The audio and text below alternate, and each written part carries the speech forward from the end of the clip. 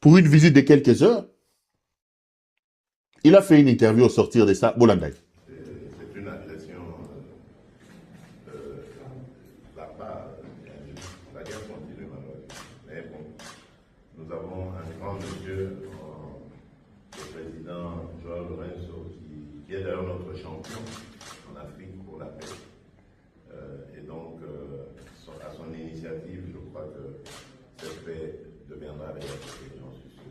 Évidemment, c'est utile de toujours préciser que tout ça est fait dans le cadre des processus de paix de Washington et de Doha. Donc, on n'accuse pas le président Joao Lourenço d'avoir voulu créer un autre processus.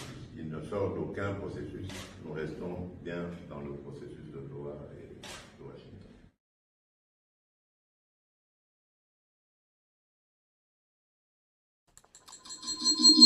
On est de retour sur ce plateau. Ce monsieur était ce matin en Angola. Avant que je vous donne des informations et que je vous parle de ce qui se passe avec les Qataris, je voudrais vous faire remarquer une chose sur l'irresponsabilité de ce monsieur. Regardez, ce monsieur, depuis un temps, il a appris à mettre des sneakers, des baskets et à se présenter toujours en un monsieur léger. Regardez le président d'un pays en guerre, la décontraction, le manque de respect à ses homologues. On a l'impression que c'est Dadju qui est allé là-bas, ou ça c'est héritier Watanabe. Regardez comment il est habillé, regardez comment il se tient. Mais ici, c'est un président de la République. Regardez la légèreté de ces messieurs Félix. Regardez vous-même. Regardez. Et Tikaliga Toyoke na mikwan zala pembeni nangai kote kata Bernadette akoyemba kote kata Denise Nyakero et pourtant yon nazana héritier Watanabe. Donc quand on voit ces messieurs, c'est un irresponsable. Ce monsieur est un inconscient.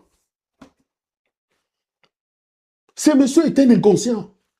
Donc on est allé prendre Mouzé Kindingu version Matongé à Bruxelles, on a pris ce Mouzé Kindingu ici, on l'a bombardé président de la République. Mouzé Kindingu, on l'a bombardé président de la République. Regardez un président, regardez la solennité de son homologue qui le reçoit, mais regardez la légèreté de ces voyous ici. Regardez, regardez. Parfois je me pose la question, je dis, mais Kabila, qu'est-ce qui t'avait pris pour aller sortir ces messieurs de la cuve, de la Bible